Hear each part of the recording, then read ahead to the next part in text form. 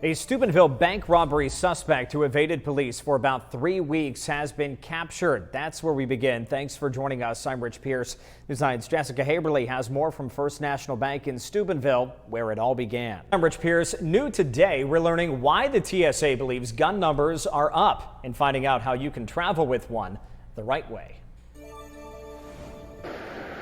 Kate, about 15 minutes ago, things really started to wind down here outside the Millsop Community Center, but right after that, some members of the Native American community locally here from Weirton just came to the rally, and we're going to pan over and just take a look at them now. And they've been engaged in a discussion with Michael Keffer. Keffer, of course, is the one who organized this rally, and he's been on the microphone for the majority of this. And in this discourse that just happened a moment ago, he said that if they had to get rid of the logo, then they could, but he's worried about the name and more worried about the name. That's a different message than we were getting earlier today, but like I said, he has been confronted now by members of the Native American community here in Weirton. To help us break it all down, we're joined by political analyst Mike McTague. He's from Ohio University Eastern. Mike, thanks for being with us again. My pleasure. And you and I had this discussion in 2016, and this feels a lot like 2016, doesn't it so far?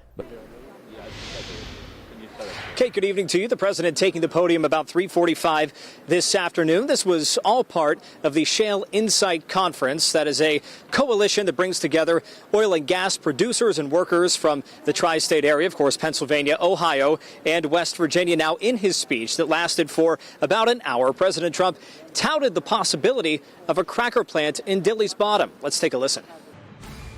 Breaking news in Steubenville right now. You're looking at a house fire on Lincoln Avenue through the lens of our tower cam. Lincoln Avenue is closed at Railroad Avenue right now as crews work on that fire. Not a lot of details at the moment, but we will keep you updated as we learn more. Severe Weather Team 9 coverage for you now as we take a live look outside through the lens of our tower cam, and it's a little bit of a better shot than earlier. You can kind of see some of downtown Steubenville if you look very low. It's a rainy one out there tonight, isn't it? We have had 2 tornadoes in 2 distinct areas today, at least.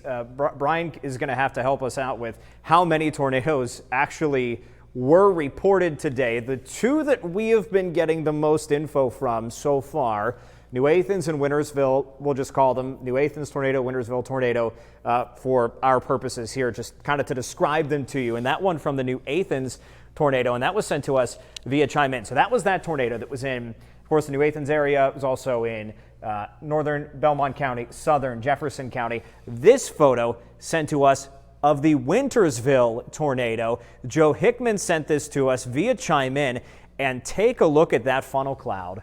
I mean, that is something that you don't see every day here in the Ohio Valley. You can see it just straight up and down, very, very obviously. And I am told we're going to go live to another one of our reporters in just a moment here. But for now, let's take a look at this photo again sent to us by Joe Hickman. He was traveling towards Steubenville, took that in Wintersville, and that one is the one that happened later. So if you're just tuning in, if you're expecting to see Jeopardy right now, we are live because we've had multiple tornadoes here in the Ohio Valley this evening. It all started around 5 o'clock. We've been on air with coverage constantly of these tornadic systems since then. Kate, Chief Culbertson, thank you so much. Let's go now to Tyler Madden. He is covering that Wintersville tornado and the damage therein. Tyler. We'll send things back to you. All right, Tyler, thanks so much. Tyler and Kate on scene right now. Clara Neal's out there too. We have more coverage coming up in just a little bit, and tonight at 10. And after the Olympics on WTOV9. Let's go now back to Brian Ivy. Guns were not the only topic discussed. In fact, there are some travel changes you should know about if you're planning on flying this summer. We have that for you on our website, WTOV9.com, along with our previous reporting on the issue of guns and planes. Police veteran who shot and killed 20-year-old Dante Wright during a traffic stop over the weekend has been charged in his death. Kim Potter faces a charge of second-degree manslaughter after what her former chief called an accidental shooting. Starting tonight's health check, since the coronavirus pandemic began, more than 1 million people have called Poison Control with COVID-19 related questions. That's according to the American Association of Poison Control Centers. The Jefferson County Health Department has vaccinated 25% of the county 16 and older. Thanks for joining us tonight. I'm Rich Pierce. Now we're learning more about what to do after you're vaccinated. Details now from News 9's Tara Jabor. Kate, the day-long journey may be coming to its end in the next hour or two. Right now, they are lowering the bridge onto those concrete piers, and when that's done, they'll have to weld the bridge to the top of those concrete piers. What's going to happen is tonight around 7 or 8, they're going to assess where they are. They could finish tonight. They could wait to finish tomorrow morning. But as the bridge sits right now, it is safe. They could drop things and move on right now, and it would be just fine overnight without any issue. And I'm going to step aside and let you see what workers are doing right now. And there are workers up there, and it's hard to see because they look awfully tiny. Now, this bridge reached its peak at about 4 o'clock today, and ever since then, they have been lowering it ever so slowly. In fact, when you watch it, it's nearly imperceptible to the eye how much that bridge is actually moving. But when you compare it to where we were a couple of hours ago, there is certainly a difference. I don't believe Weirton, West Virginia needs to cave in to the cancel culture. Yes, I believe the logo should be removed. The logo is a cartoon image of a Native American holding a tomahawk. And while it's not officially the school symbol, it does appear on shirts, hats, and even uniforms. Was never intended for any type of racism, offensiveness, or anything like that in that manner. This right here, from my understanding, was chosen because of what an Indian represents. An Indian represents a warrior, strength, pride, and spirit. Michael Keffer is a 1997 Weir High grad and the organizer of the rally. He's not happy with last week's announcement that the high school would begin phasing out the logo. You had told me before you're willing to potentially pull your kids out of sports, potentially switch schools over this. Is that still the case? That very well could be the case. And that's not just coming from me.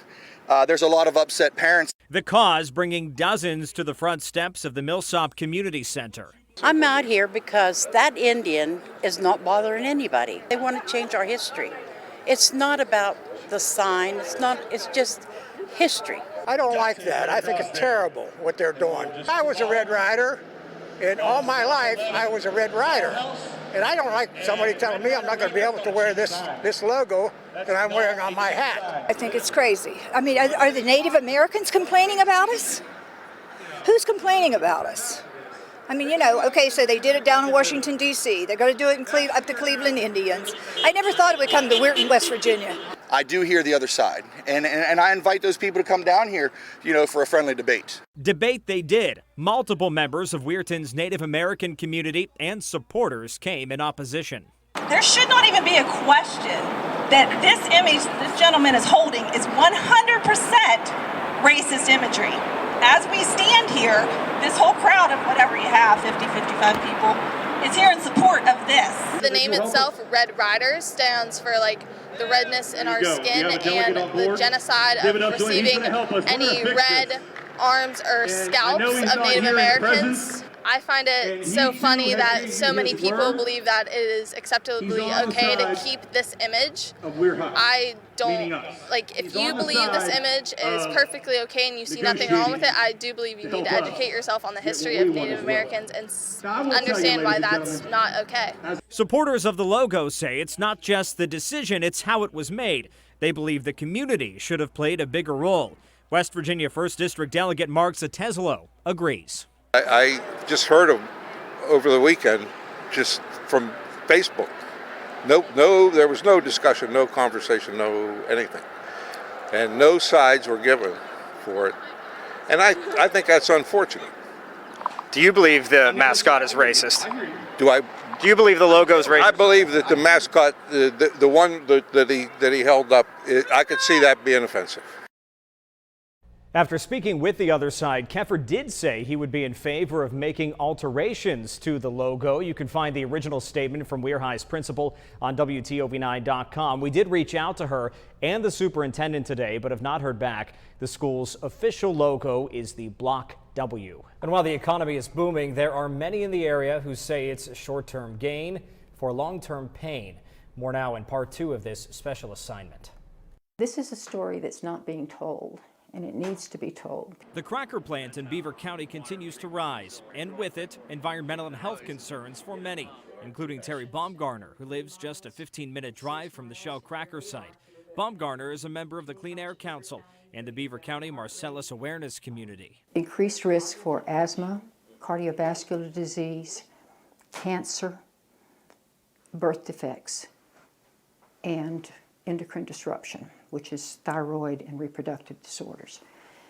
So people need to know that. She's been part of a push to spread awareness to stop the industry buildup in the Ohio River Valley. Trying to support communities that are learning to resist the invasion of this petrochemical industry. Bob Schmetzer is another advocate in the county pushing to scale back on the petrochemical industry. We still have to live here. We're here all the time, and we're not going anywhere. And do we deserve to be made sick? You know, can government issue permits to pollute and harm us? Beaver County Chamber of Commerce President Helen Kissick. You can't have jobs and have zero impact to the environment, but you need to be able to balance the two so you get an equation that moves you forward for your county, and that's what Shell happens to be doing. Kissick has a background in the petrochemical industry, so does County Commissioner Jack Manning. They think we're either killing the earth or killing them. All I can tell you is, again, we're breathing the same air, drinking the same water, have the same concerns. I have a 12-year-old granddaughter, lives right up the hill here. I certainly want a healthy future for her as well. Air and water, two of the biggest concerns for activists like Baumgartner. She's worried about solids dissolving in the river and pollutants in the air. We've got the output, which is plastics, single-use plastics, many of them, not entirely. You've got that contributing to global plastic pollution and the health impacts of that. You've got the impact on climate change. And then you've got the just pure physical health impacts. Baumgartner says enforcing regulations is another issue, local municipalities versus large corporations. Then there are financials. Shell is receiving a tax avoidance worth $1.6 billion for 600 permanent jobs. When it comes down to the permanent jobs, that amounts to a taxpayer subsidy of $2.6 million per job. It's much more than that. First of all, that industry has an induced or indirect job market. For every one permanent job, you have to multiply that by 4 or 5 times. And that's just connected with the site. The message from activists: don't sacrifice long-term pain for short-term gain. The reason, that many people want a good job is for their family. They want it for their children.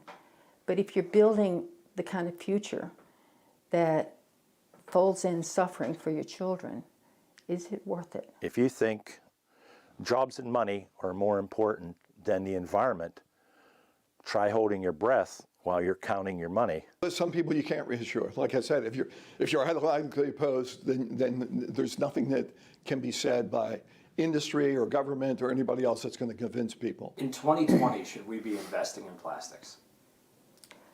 Absolutely not.